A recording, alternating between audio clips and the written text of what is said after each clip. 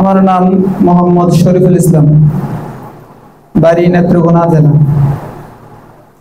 আমি ময়মনসিংহ বিভাগের গৌরীপুর থানাধীন জামিয়া রহমানিয়া মাদ্রাসার মধ্যে তাখাসসুস ফিল ইফতা পড়তেছি।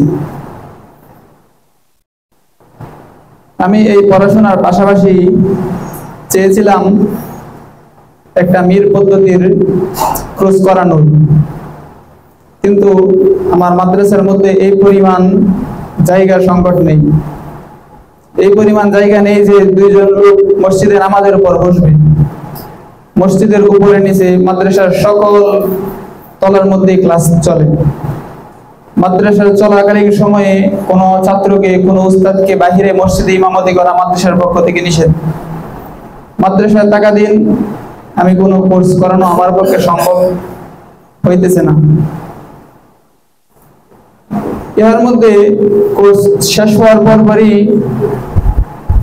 আমি আমার বাড়ির মহল্লার মুসল্লিদেরকে নিয়ে একটু পরামর্শ করলাম যে বাংলাদেশের শতকরা 90% লোক সহি শুদ্ধভাবে কোরআন মাজিদ পড়তে পারে না। যারা সহি শুদ্ধভাবে কোরআন মাজিদ পড়তে পারে না, তাদের নামাজের কেরাত শুদ্ধ হয় না।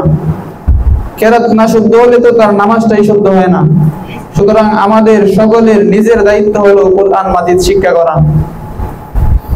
অনেকেই বললো যে আমরা বৃদ্ধ মানুষ, আমরা কিভাবে কোরআন মাজিদ শিখবো। তখন তাদের সামনে পেশ করলাম যে বাংলাদেশে এমন একটা প্রতিষ্ঠান আছে যার নাম হলো মীর পদ্ধতিতে বয়স্ক কোরআন শিক্ষা। যে শিক্ষার মধ্যে ছোট বড়, জ্ঞানী মূর্খ,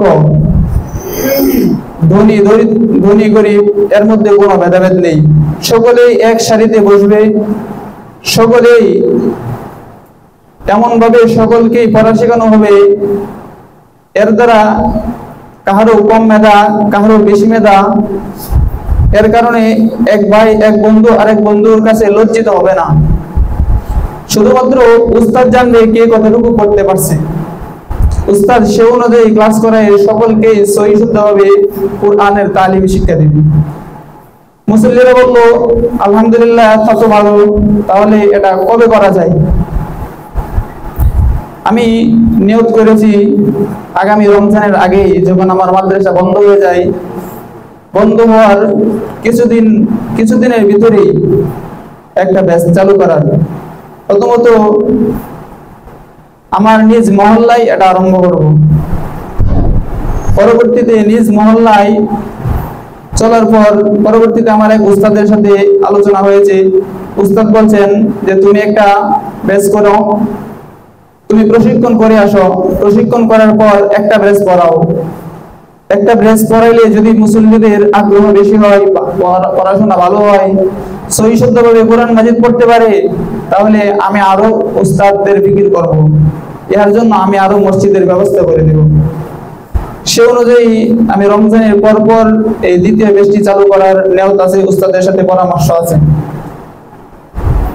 আর মীর পদ্ধতির উস্তাদ বৃদ্ধি করার একমাত্র চেষ্টা তারাই করবে যারা মীর পদ্ধতির পক্ষ থেকে নির্বাচিত উস্তাদ।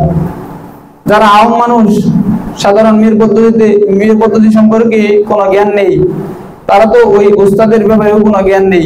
উস্তাদ যে লাগবে, অনেক আলেম এরকম আছে যে মীর পদ্ধতিতে বয়স্ক কোরআন শিক্ষা, বয়স্কদের কোরআন শিখানোর একটা ব্যবস্থা করা দরকার, ওইটাও জানে না।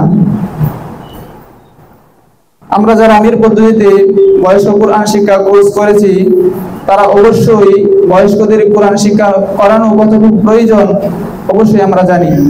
আমরা নিজেদের চেষ্টায় মীর পদ্ধতিতে বয়স্ক কোরআন শিক্ষার মুআল্লিমের বৃদ্ধি করব। আমরা যদি মুআল্লিম বৃদ্ধি করি, তাহলে সারা বিশ্বের মধ্যে এই মীর পদ্ধতিতে বয়স্ক কোরআন শিক্ষার আলো ছড়িয়ে পড়বে। আমি আসলাম আপনাদের সাথে দেখা সাক্ষাৎ এবং একটা দোয়া নেওয়ার জন্য। আমার জন্য দোয়া করবেন, আপনাদের জন্য দোয়া করি, যাতে করে আমাদের সকলের মেহনতে মীর পদ্ধতি আরো উন্নত হয়ে যায়, সারা বিশ্বে আনাচে কানাচে মীর পদ্ধতির শিক্ষা ছড়িয়ে পড়ে। আসসালামু আলাইকুম ওয়া রাহমাতুল্লাহি ওয়া বারাকাতুহু।